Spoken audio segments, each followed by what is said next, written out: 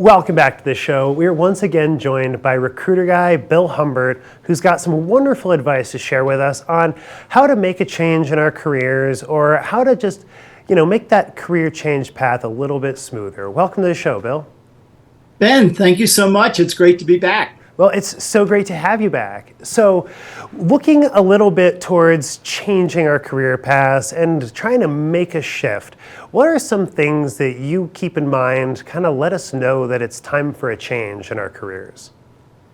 I would say there's probably three things to keep in mind. One is sometimes you don't have a choice. The company has a riff or the manager has a problem with you and they just lay you off. So that at that point, you got to find a job.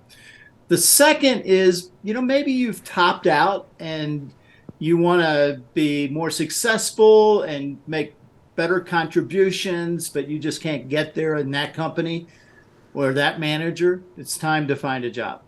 And then the third is if you just begin to get that spidey sense that things aren't going well, even though you're making contributions, start looking now. Don't wait until you get laid off.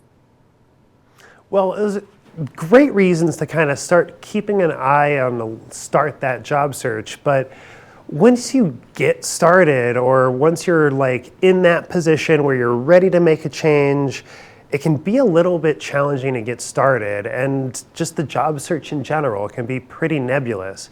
So do you have any advice on how to kind of come up with a good goal setting and to really keep that finish line in mind? Absolutely, Ben. So the first step is to quickly decide what kind of job you want or need or what you're looking for in a new position that would be even more fun for you. And then define a little bit more about that position and the skills and experience that you have that would help you fit in that position, and then the potential companies who have those positions. So almost like coming up with a couple of different lists. One of the things that you're looking for in the job, the things that you think that you can provide to the new job, and the places that you think you can find that? Exactly. Which seems pretty straightforward. What's the next step after that? Then you create, so you're talking about making a list. Then you create a spreadsheet with a list of everyone that you know. Family, friends, coworkers, former managers, managers who liked you in your current company and hate to see you leave, people from church, everybody. And then add their phone numbers and then the dates that you contacted them because you want to track that. And then if they're a first level LinkedIn connection and you don't have their phone number, a lot of times their phone numbers are in the contact information. And so that part is the part that's very important for your networking because now you have a list. So with that list, what are we doing with it? Are we we're making those calls, working our way down the list and contacting everybody. Are we trying to just let them know that we're on the market for new opportunities? Or you think that we should be using something a little bit more specific? A little bit more specific. I call it the Here I Am speech in my books. And the Here I Am speech, the first minute and 30, depending on how much experience you have, you talk about some of the really major accomplishments that you've made in your position. And then you talk about why it is that you want to leave your job right now or why it is you're looking for a job right now. And then finally, what I would like in my next job is, and then just spill it out in about 15 seconds. And where most people make a mistake is they ask, do you have any jobs available? And when they ask that question, even to me, and I'm a recruiter, my knee jerk is no. The question that you should ask is, who do you feel I should speak with next? And you're hoping for them to say, our company is looking for somebody right now. And then you say, well, can you introduce me to the manager? And that introduction is much, much more effective than trying to post and hope somebody's looking at your resume because they're not. Definitely. And I mean, in my experience too, like sometimes it can be really difficult if you're looking for a specific job, figuring out who those people to contact are. Because sometimes the list on the website, all the Google searching you can do, you can only find out maybe the head of HR, not necessarily who's the hiring manager or the department head for the department that you're trying to apply to either. And that can be a little bit tricky to try and find just the right person to make that call to. You So know, there's this software product and service called LinkedIn. And when I'm recruiting, that's what I use. I use LinkedIn and I look for people within companies first. And then I work down the list and then I make connections with the ones I want to connect with. If you're searching for a job, you want to look for the people who are at the top, the vice president of marketing, the vice president of sales, the vice president of operations. Those are the people you want to talk to. And even if you're not able to talk to them, lots of times they'll say, well, send me your resume. And then what they do is they pass it down.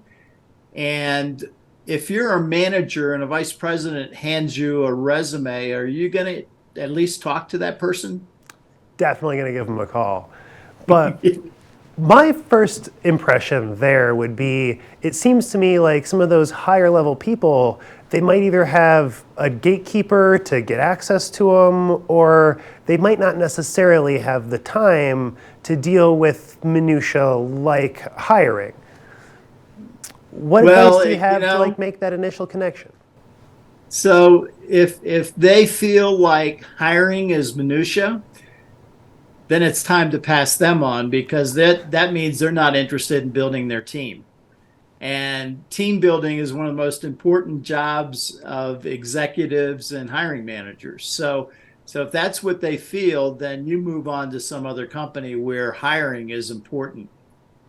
Well, because that work culture is very much set from the top, isn't it? It does. It does. And that gives you you know, strong indication of the culture of the company, and it's probably not one you want to be part of. But how would you go and make that initial connection with somebody in one of those high power positions, especially if you don't necessarily have a pre existing connection? What I have coached my people who are looking for a job and they followed my coaching is to send that person a LinkedIn invitation. You have 200 characters and hello, Bob, hello, Mary. I see that your company has a position in operations, and I've worked in that position and made some major impacts with my current company. Would you like to link on LinkedIn?